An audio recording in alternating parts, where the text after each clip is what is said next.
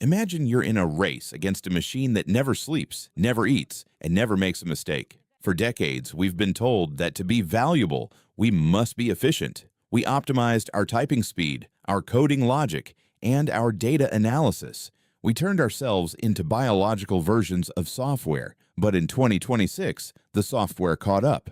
And then it flew past us. Welcome to the age of inutility.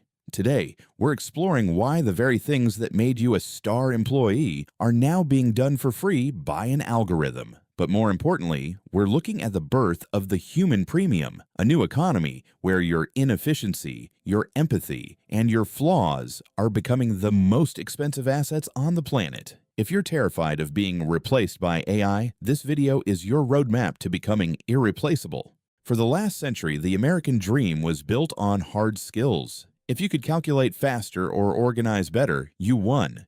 But AI has commoditized doing. Whether it's writing a legal brief, diagnosing a disease, or generating a 3D model, the hard skill is no longer a moat. It's a utility, like electricity. When everyone has access to godlike intelligence for $20 a month, being smart is no longer a competitive advantage. This is causing a massive identity crisis in the U.S. workforce. We are realizing that we've spent our lives competing on the machine's home turf, logic and speed, and on that turf, we will always lose. As the world becomes flooded with perfect AI-generated content, a strange thing is happening. We are starting to crave imperfection. When everything is synthetic, authenticity becomes a luxury good. We see this in the analog revival, the obsession with vinyl records, film photography, and handwritten notes. Why? Because they contain the ghost in the machine, the human error. In 2026, the human premium means that a mistake made by a person is often more valuable than a perfect result from a bot. Because the mistake proves someone was there,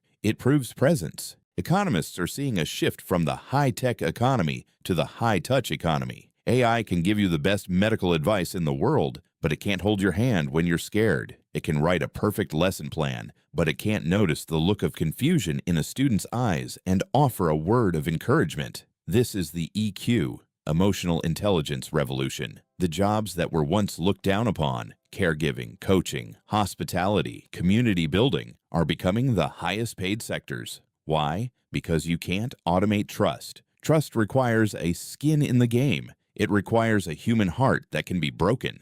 If the machine is the engine, the human is now the architect of taste. We are moving from being producers to being curators. Your value is no longer in how you make the thing, but in why you chose it. This is judgment. AI can give you 1,000 options, but it has no taste. It doesn't know what it feels like to be a human in a specific moment in time. Your human premium is your ability to say, this one feels right. In a world of infinite choice, the person who can provide meaning is the one who leads. To survive this transition, we have to unlearn the productivity obsession we discussed in our last video. We have to learn to be useless again. The things that AI can't do are the things that have no objective value. Play, doing things for no reason other than joy.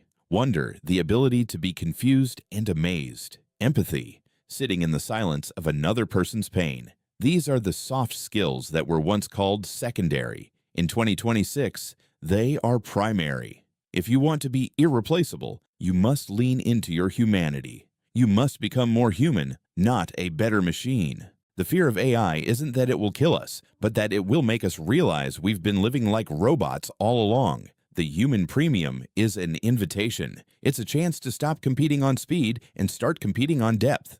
Don't try to outcalculate the computer. Outfeel it, outconnect it, outlive it. The future doesn't belong to the most efficient. It belongs to the most present. In 2026, we are hitting a wall of perfection fatigue. When every email is perfectly phrased, every image is perfectly lit, and every song is mathematically balanced to your mood, perfection becomes cheap. It becomes invisible. It becomes noise.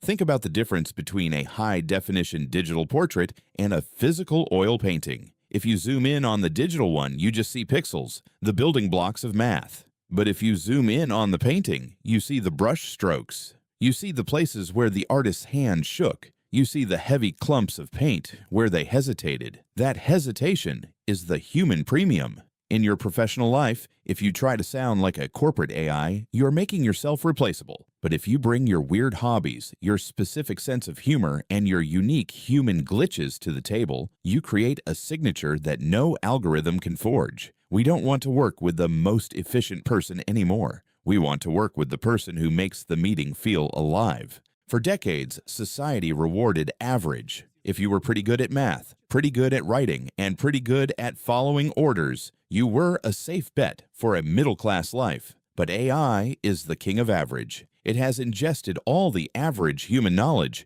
and can reproduce it instantly. This means the middle is disappearing. To survive, you have to move to the extremes. You either go high-tech, building the machines, or you go high-touch, being the most human version of yourself. The danger zone is the average professional. If your job can be described in a manual, a bot can do it. The human premium rewards the outliers. It rewards the person who can connect two ideas that have no logical business being together. It rewards the crazy ones that Steve Jobs talked about, because machines can only predict the future based on the past. They cannot imagine a future that hasn't happened yet. Only you can do that. We are standing at a fork in the road. One path leads to us becoming bioadapters for the machines, working faster, sleeping less, and trying to win a race we've already lost. The other path leads back to our soul. It's an invitation to stop being a user and start being a human. It's the choice to value a 15-minute conversation over a 15-second TikTok. It's the choice to choose good enough and beautifully flawed over perfect and cold. The world doesn't need more intelligence. It's drowning in intelligence. The world is starving for presence. Step out of the race. The machines have already won the sprint. It's time for us to win the walk. For too long, we believed our value was measured by our utility to the system, that we were just cogs required to spin faster than the ones before us. But 2026 has brought us a brutal yet liberating truth. The machines have won the race for productivity. And that is the best thing that could have happened to us, because now we have no choice but to return to what actually makes us human.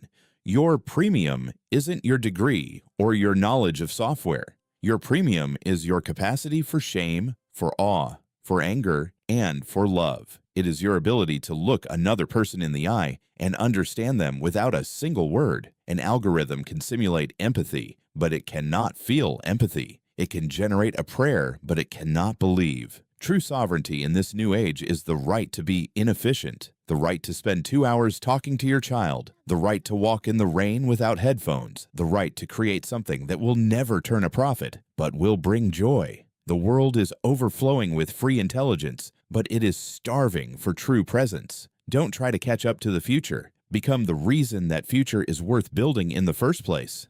Be human. It is your only, your last, and your most expensive advantage.